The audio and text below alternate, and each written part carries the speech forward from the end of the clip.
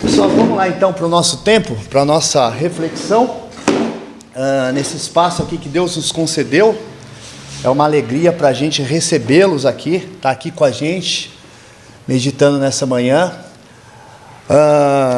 Continuar para pedir para vocês continuarem orando aqui por nós, por esse tempo.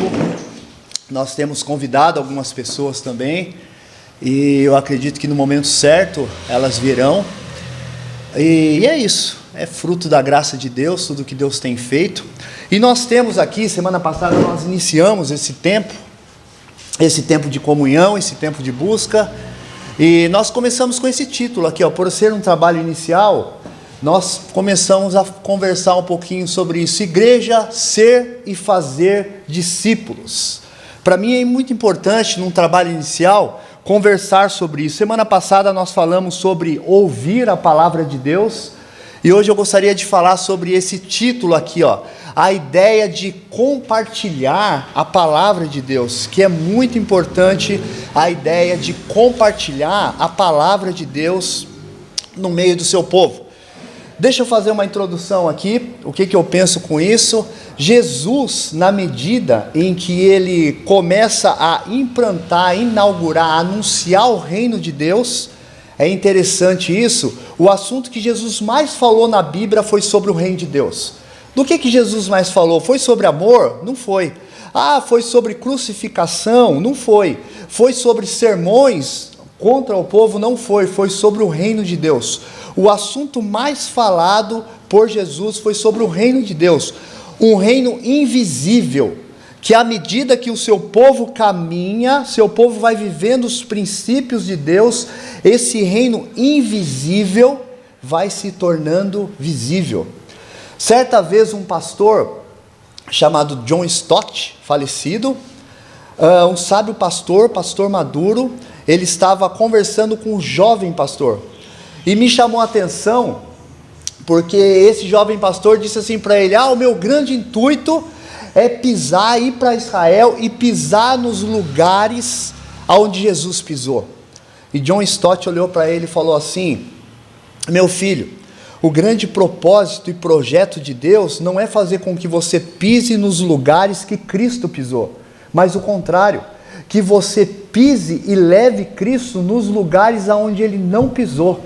Gente, você já parou para pensar que aqueles que se rendem ao amor desse Deus se tornam uma espécie de embaixador desse Cristo nesse mundo?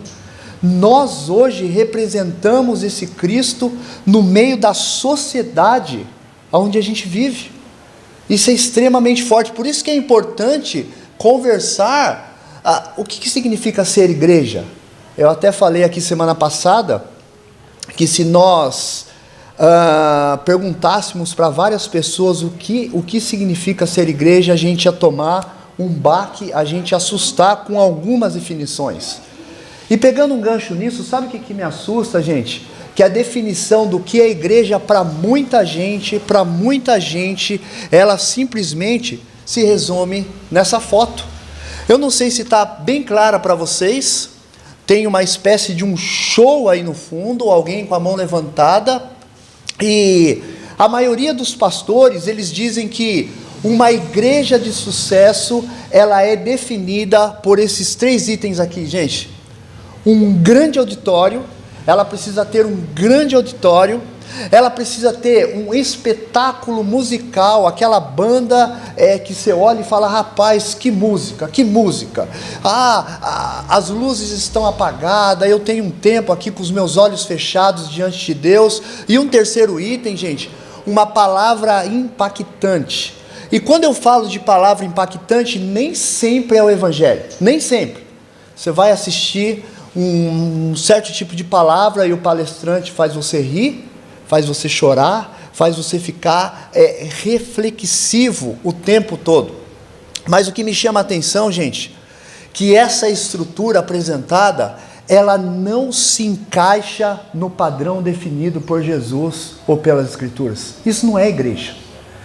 Para muita gente isso é igreja, mas não é. Segundo Cristo não é. Se você, vamos voltar mais de 2000 anos atrás, se você sentasse com alguém que caminhou com Cristo e falasse para esse alguém assim: vamos na igreja hoje?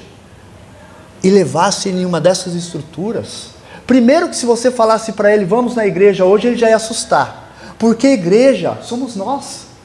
A gente até brincava ali, eu e o Dino e o Iguinho, aproveitando o solzinho, se a gente pegasse essas cadeiras, se reunisse ali no sol, debaixo da árvore, a igreja estava ali.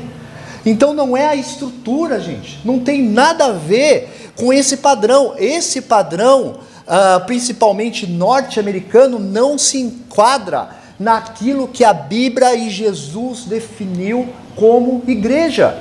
Igreja é um bando de gente discipulado por Jesus. O que me chama a atenção, eu falei isso semana passada, se alguém tiver interesse, eu gravei a mensagem, eu passo por link depois para você ouvir. Lá eu especifiquei um pouco mais o modelo de discipulado de Jesus, mas eu vou falar rapidamente aqui. O que acontece, gente? Nós pegamos essa ideia que discipulado é aquela ideia, vamos supor, eu me reúno uma vez por semana com o Dino, 1 hora por semana, e ali a gente estuda doutrinas bíblicas. Para muita gente isso é um discipulado, mas gente, não tem também esse padrão das escrituras. Você não vai encontrar nem o apóstolo Paulo, nem Jesus falando assim, viu? Essa semana a gente vai se reunir quinta-feira, das 6 às 7, e a gente vai estudar tal coisa. Não tem, gente, eu não estou dizendo que é errado, eu estou dizendo que não tem. Tanto é que no mundo palestino daquela época, como que funcionava?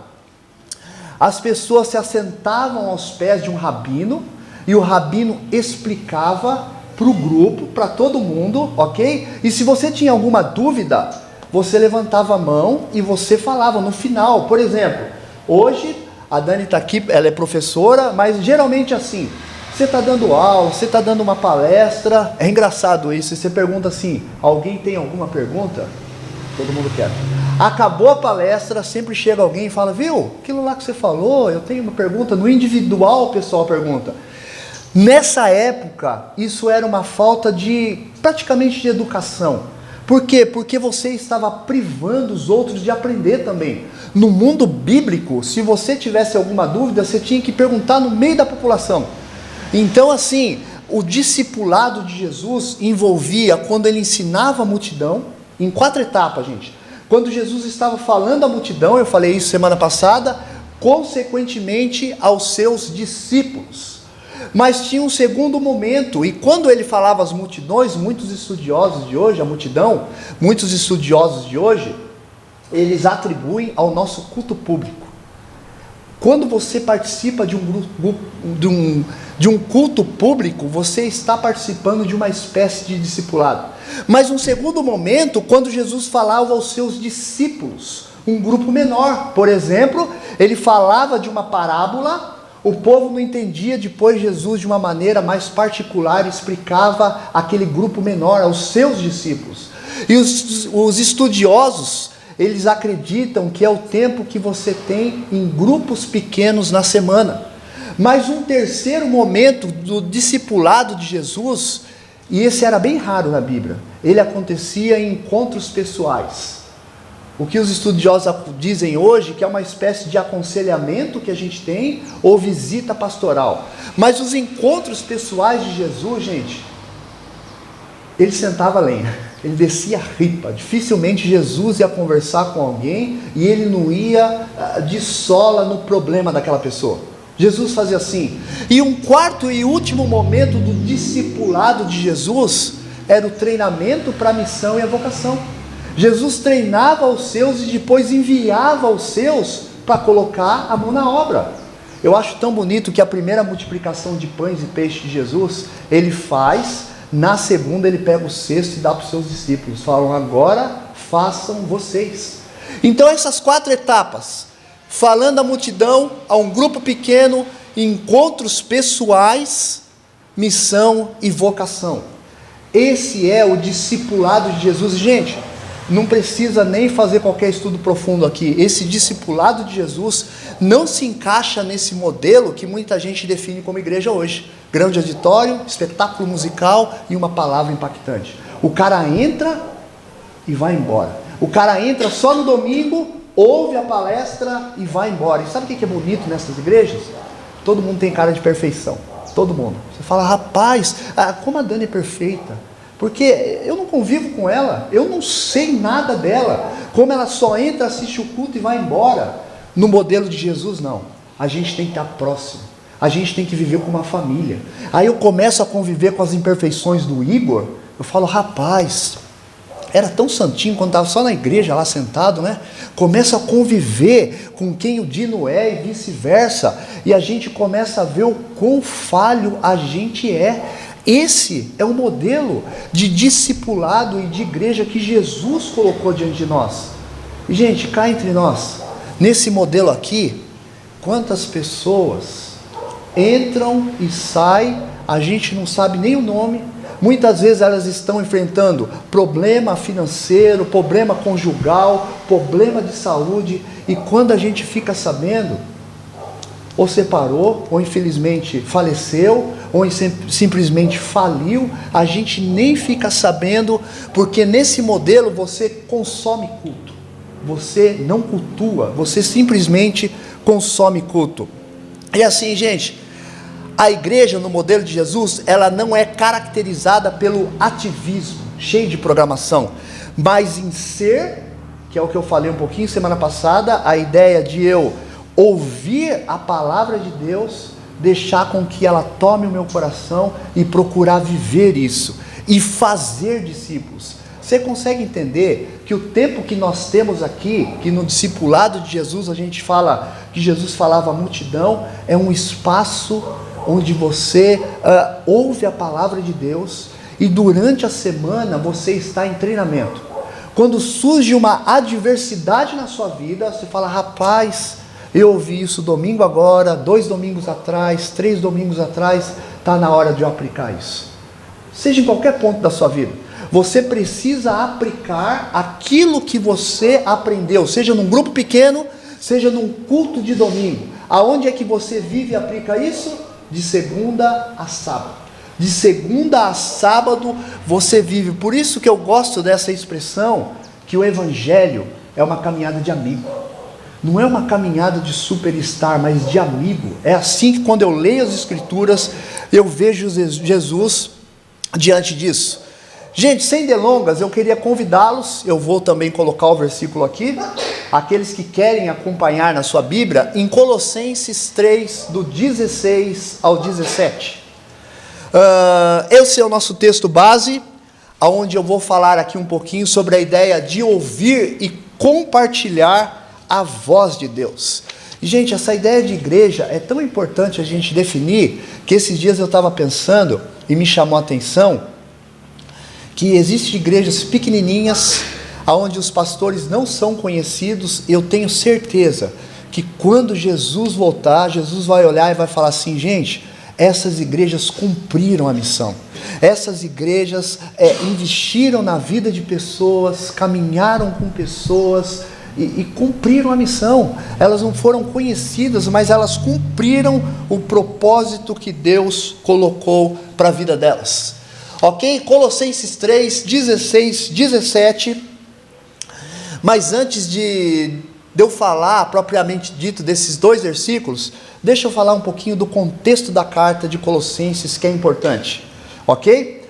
Gente, essa carta ela foi escrita pelo apóstolo Paulo durante a sua primeira prisão romana. Paulo ele foi preso, ele teve 2 prisões romanas, o último apóstolo de Jesus, e ele escreve essa carta da sua segunda prisão romana. E é interessante que assim, as cartas bíblicas, elas têm as respostas, ou seja, um colaborador, possível pastor dessa igreja chamado Epáfras, eles pegam uma carta que essa igreja de Colossenses manda para Paulo com perguntas. Logo, o livro que nós temos na Bíblia são as respostas. Então o que a gente tem são respostas das perguntas feitas ali. Então a gente não sabe as perguntas. Qual foi a pergunta que fizeram? A gente não sabe. Nós só temos as respostas. Então os estudiosos, eles olham para as respostas e dizem assim, a pergunta foi essa. E possivelmente, bem possivelmente, a pergunta que os colossenses fizeram ao apóstolo Paulo, principalmente foi, que uma heresia, um ensino errado, uma filosofia errada havia invadido essa igreja, e eles diziam assim: olha, Jesus não é suficiente. Não, não é. Você precisa buscar um conhecimento secreto. Eu não vou entrar aqui nas particularidades desse ensinamento, que se chamava judaísmo mais o gnosticismo. Por quê? Porque nós não estamos estudando o livro de Colossenses em si. Se eu tivesse ali falando só do livro de Colossenses, do começo ao fim, eu iria explicar para vocês. Mas como é uma mensagem temática, eu estou querendo falar aqui do que é a igreja, a ideia de ouvir e compartilhar a voz de Deus, eu não vou entrar nesse assunto, mas de uma forma geral, dizia-se assim: olha, você precisa evitar de fazer algumas coisas. Se você não usar roupa tal, se você parar de comer o alimento tal, se você fazer certas práticas, que eles chamavam de ascetismo, você vai ter uma revelação acima dos demais, você vai descobrir um grande mistério. Todo mundo da igreja tinha um conhecimento X, mas aqueles que fizessem essa prática, estariam um degrau maior. Era isso que essa heresia de Colossos ensinava. Ensinava que essas pessoas, elas estariam num degrau maior. E gente, Paulo, no capítulo 2:8, ele diz assim, antes de eu entrar no nosso base: tenham cuidado para que ninguém os escravize a filosofias vãs e enganosas. Você já parou para pensar nisso? Que talvez você chegou aqui hoje e existe algumas filosofias na sua mente que você não abre mão. Você já parou para pensar que talvez essa filosofia que você não abre mão, ela seja uma filosofia vã e enganosa? E é interessante essa palavrinha que Paulo usa, ele diz assim: escravize. Todo mundo aqui tem ideia do que é uma escravidão. Aquilo que faz um mal tremendo para você, e você acha que faz bem. E quando eu falo dessa heresia, gente, de Colossos, esse grande mistério que escravizava aquelas pessoas, eu fico pensando no nosso Brasil. Porque se tem um povo que gosta de um guru, é o povo brasileiro. Rapaz, é impressionante como esse povo gosta. Tempos atrás, eu vi o sucesso de um cara chamado João de Deus, que de Deus não tinha nada, mas ele tinha um nome, João de Deus, e o povo gostava. Se surge alguém aqui falando: rapaz, eu descobri um mistério, agora eu vou falar para vocês que Jesus vai voltar, eu tenho uma espiritualidade, que Deus me mostra coisas que as outras pessoas não veem. Gente, seja charlatão ou não, as pessoas vão seguir esse cara. Lembrando para esse livro de Colossenses, gente, existem pessoas que acreditam que tem alguém que tem um cartão black, que é aquele cartão que você passa na frente, que quando você ora a Deus, principalmente pastor, tem gente que fala assim: eu vou pedir para o pastor orar, porque o pastor tem um cartão black, a oração do pastor corta a fila. E não é isso que a Bíblia diz, não é nada disso do que a Bíblia diz, mas o Brasil faz isso. Por exemplo, existem algumas igrejas, eu já vou falar inclusive do modelo que eu sigo, por exemplo, que é uma igreja histórica, mas existem algumas igrejas que fazem uma espécie de divisão dentro da própria igreja. Isso me chama a atenção. Por exemplo, existem igrejas que dizem assim: gente, aqueles que têm o batismo com o Espírito Santo, aqueles que falam em língua, eles estão num patamar acima dos demais. Tanto é que tem igreja que o cara só sobe no púlpito se ele falar em línguas. Se ele não falar em línguas, se ele não for batizado com o Espírito Santo, ele não pode subir no púlpito. Então você tem duas classes de crentes, assim como havia ali no livro de Colossenses, aqueles que tinham esse conhecimento secreto, mas nas igrejas históricas também, parece que aqueles que têm diploma, aqueles que têm muito conhecimento, eles estão acima da grande ala. Eu vivi no meio, gente, por muito tempo, onde as pessoas buscavam esse conhecimento e se achavam melhor do que as demais, a ponto de muitos desses homens nem orar mais. Se achavam tão autossuficientes que esses homens não oravam mais. Em resumo, sabe o que Paulo fala para eles? Qual era o grande mistério de Deus? o grande mistério de Deus oculto no Antigo Testamento, primeiramente é que Deus tinha um filho, Jesus Cristo.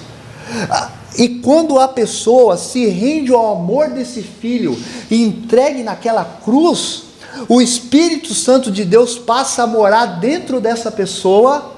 E gente, isso para mim é fantástico. A Bíblia diz que ele sela. Eu sou de uma época, hoje por causa do e-mail isso está meio que perdido. Eu sou de uma época em que a gente pegava uma carta, você colocava um selo na carta e mandava pelo correio. A certeza que aquela carta ia chegar lá, no destino, era por causa desse selo. É a mesma expressão que a Bíblia usa. Sabe qual é a certeza? Que quando os nossos olhos se fecharem para essa vida, a gente vai chegar na eternidade? É o Espírito Santo de Deus como selo na nossa vida. Esse é o grande mistério. Esse é o grande mistério que ele coloca. Aí assim, gente, o livro de Colossenses tem 4 capítulos. Paulo, ele tem uma característica que me chama a atenção. Sempre nos 2 primeiros capítulos, ou na metade do livro, Paulo fala de teoria. Ele vai explicando a teoria.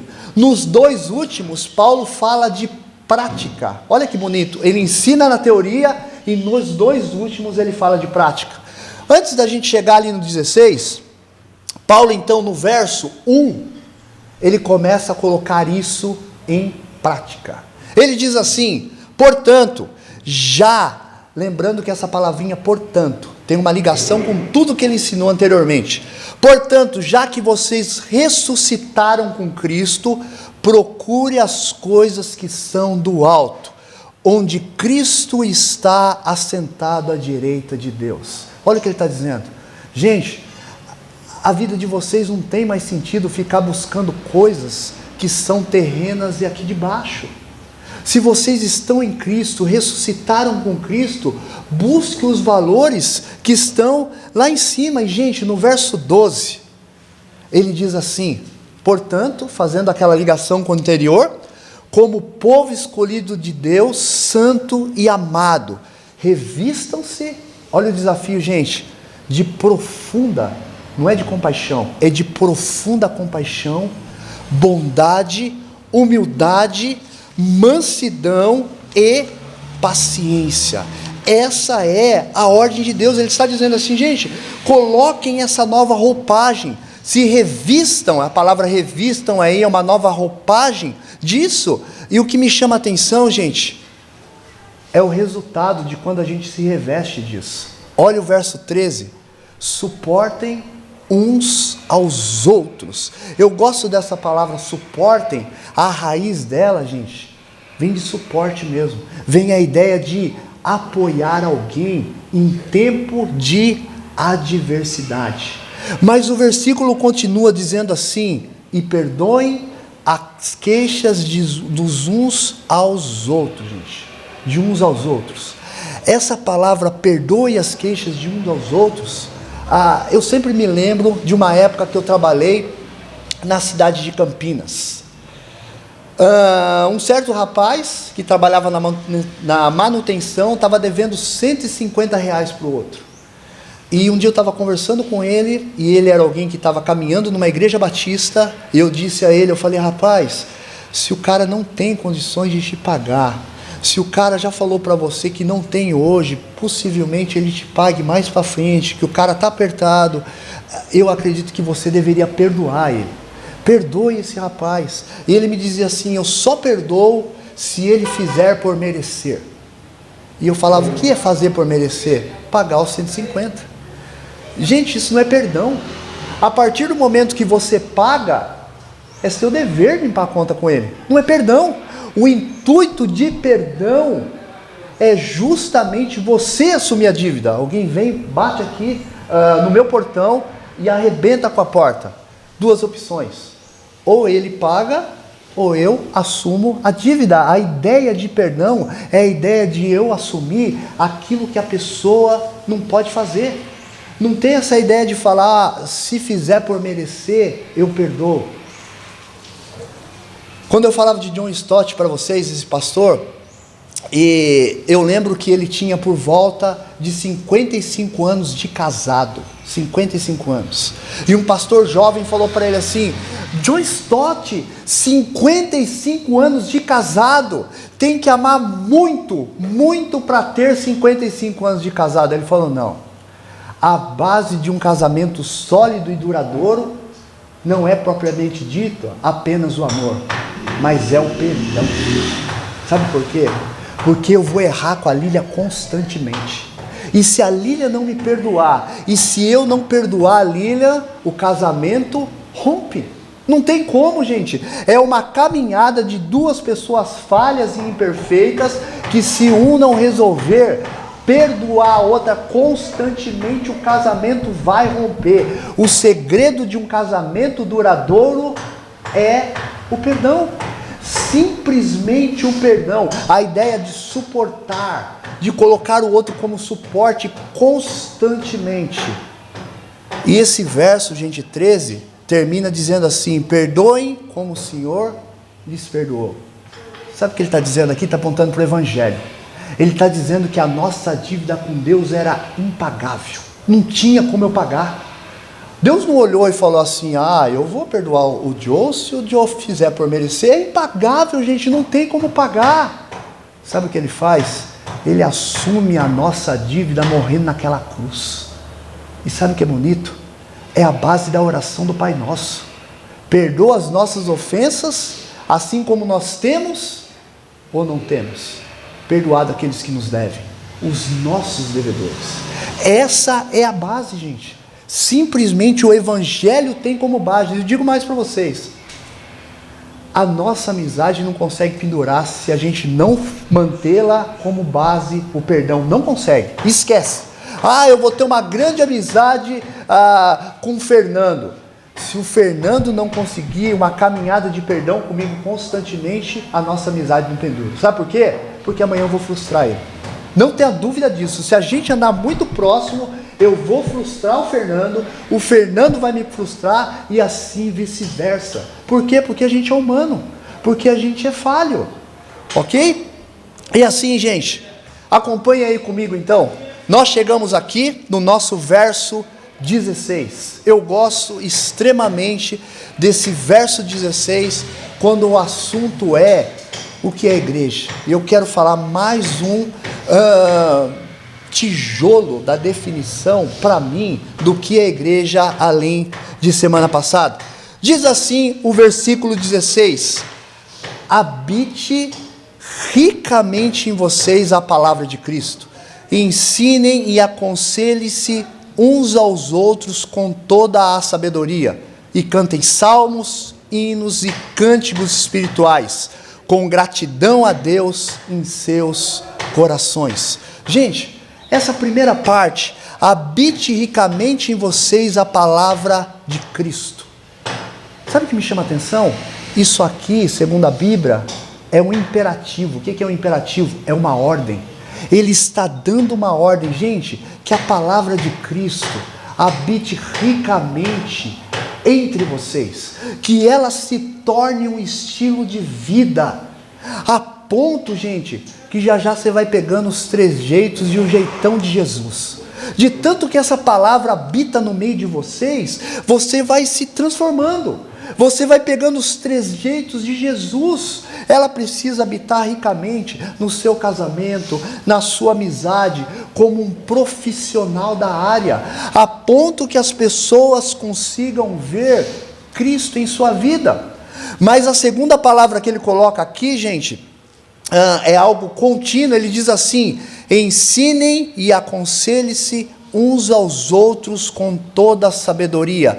Essa palavra ensinem, no grego, é didaquê, de uma forma preventiva.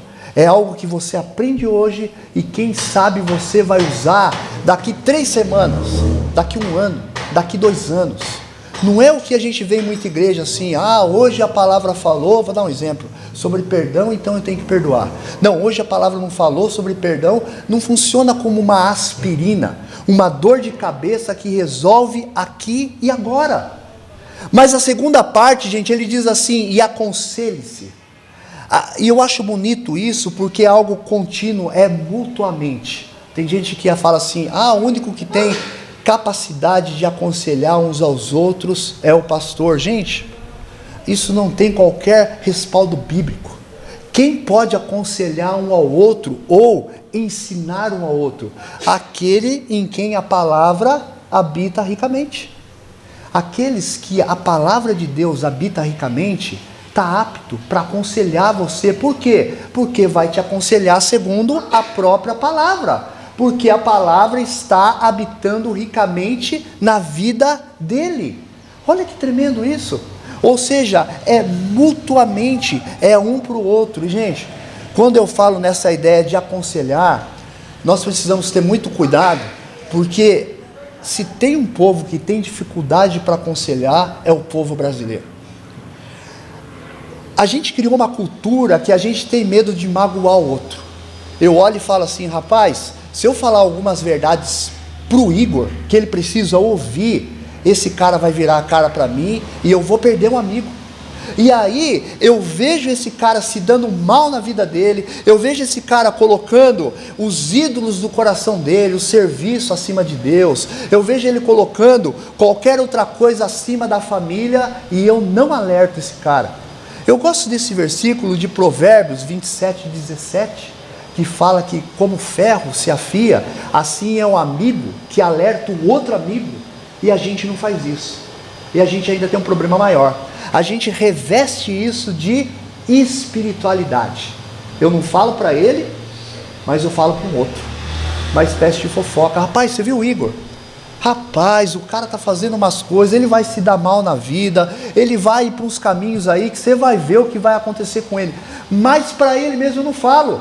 Eu revisto isso como se fosse falar, viu, eu estou contando para você, mas para você orar. É para você orar. Mas para ele eu não falo. A gente tem esse problema constante na nossa cultura.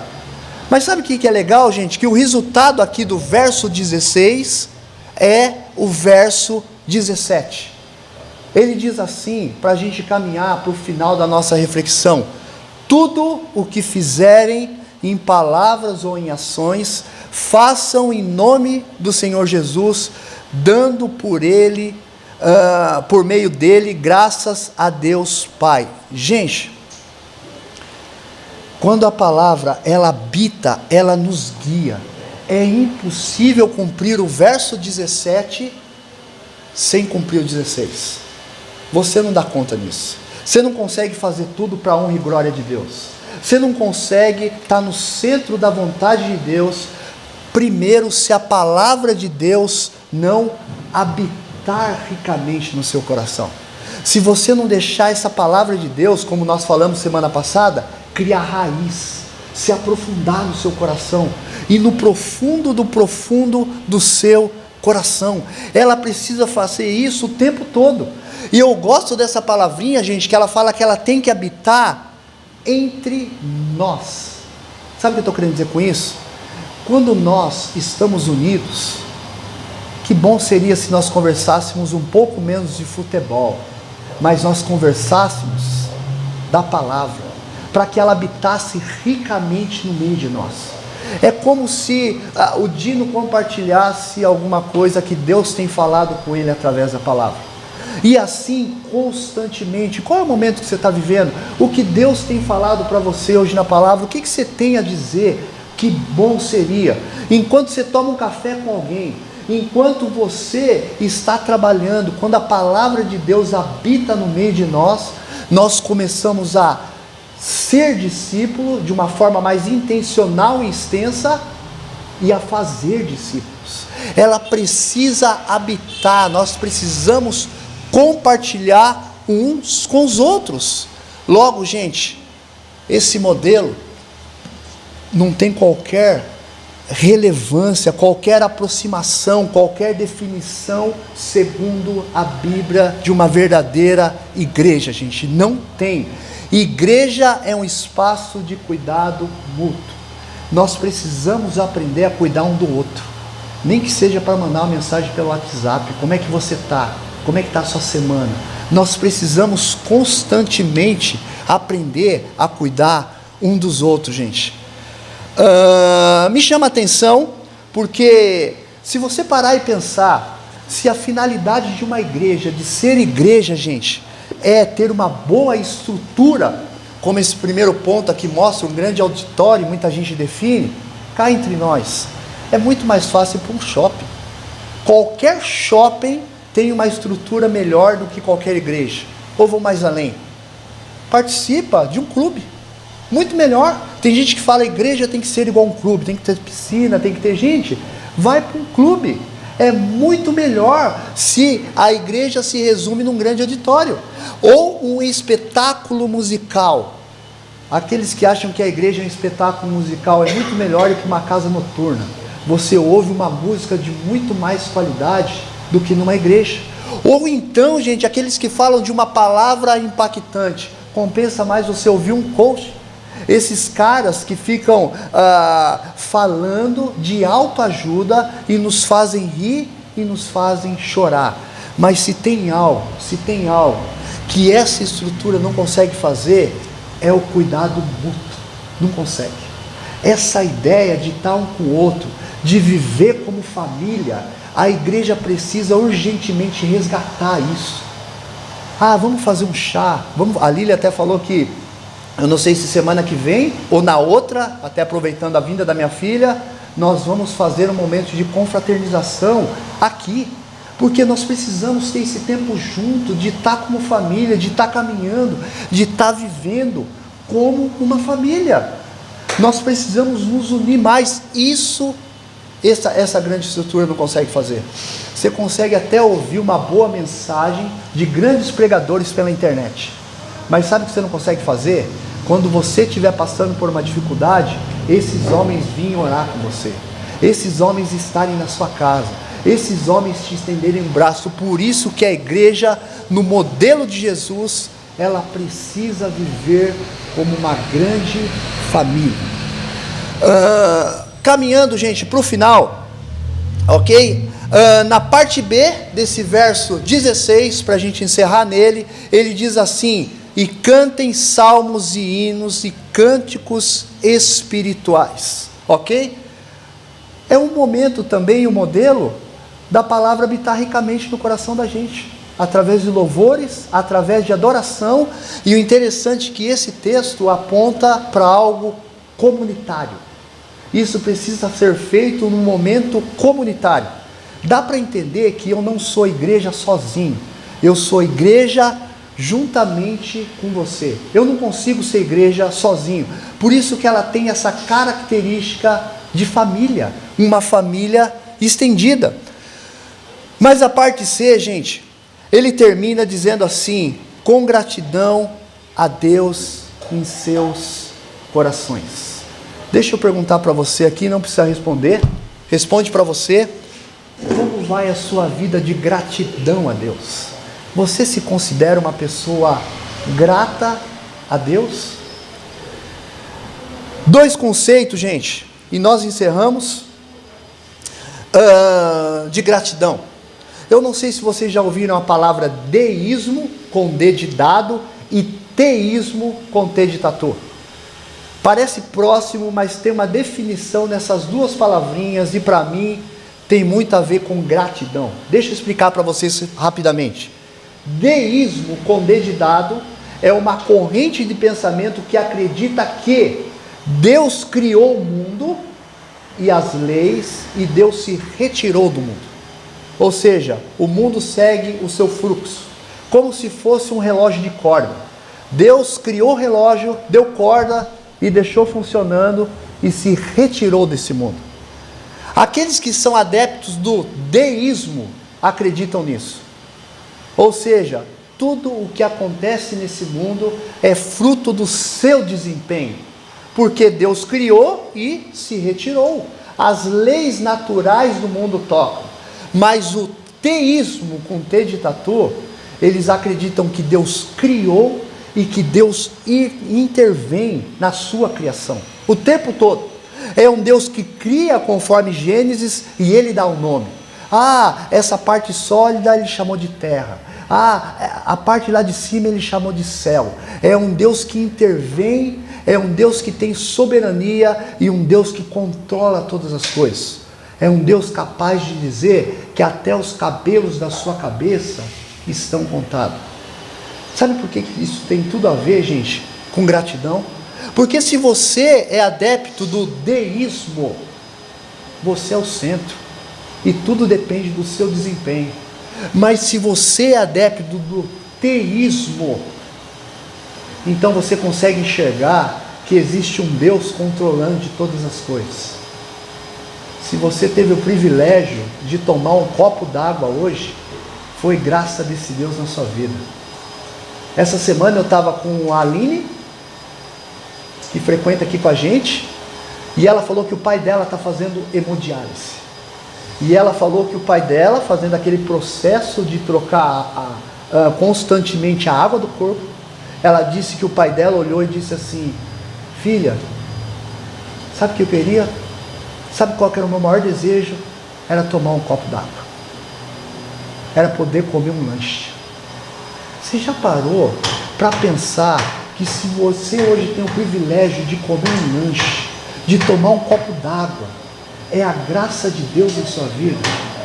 Você já parou para pensar que a gente amarga nessa vida por coisas tão insignificantes? Ah, eu estaria feliz se eu tivesse um pouco mais de dinheiro. Ah, eu estaria feliz se acontecesse isso na minha vida. Gente, nós temos 1001 razões para agradecer a Deus, a vida que Deus tem nos dado. 1001. Essa noite eu acordei de madrugada, fui até a cama da minha filha e vi a minha filha dormindo em paz. E aquilo encheu meu coração de alegria. Falei: Deus, o Senhor é bom demais. Minha casa, graças a Deus, desfruta de uma boa saúde. Desfruta do básico da vida para comer. E sabe o que é isso? Fruto da sua graça. Eu não tenho qualquer motivo para me amargar, para ser uma pessoa fechada, porque eu entendo que o Senhor controla todas as coisas na minha vida, fruto da sua graça. Nós temos tido um coração grato diante de Deus? Ou será que nós somos pessoas, desculpe a expressão, que reclama de barriga cheia? Concluo, gente, dizendo que igreja, nessa segunda etapa, é esse cuidado mútuo. Eu preciso cuidar do meu próximo e vice-versa. Os gregos diziam e chamavam o outro, as pessoas de outro. Ele dizia: sabe qual que é o mal do mundo? É o outro. Sem o outro eu estou bem. Aí vem o cristianismo e não chama de outro, chama de próximo. Ele fala: cara, o próximo é um problema seu também. Sabe por quê? Porque ninguém é igreja sozinho. É bonito ver que Efésios fala que ela funciona como um grande corpo.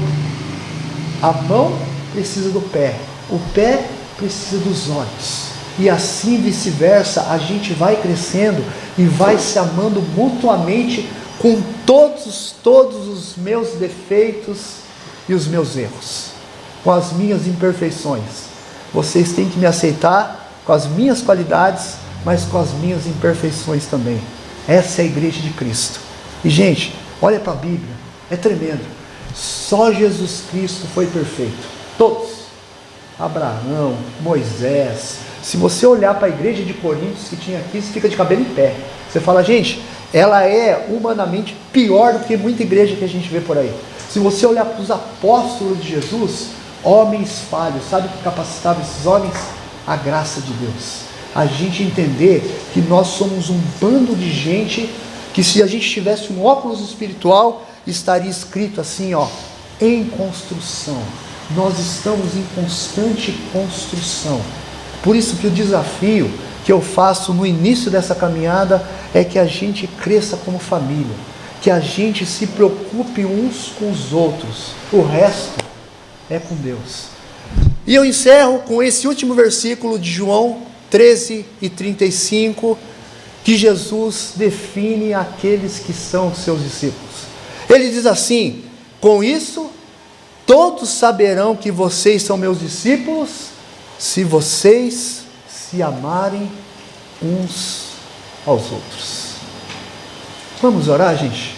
Eu queria convidar, como semana passada, a gente separar aí entre homens e mulheres, e a gente ter aqui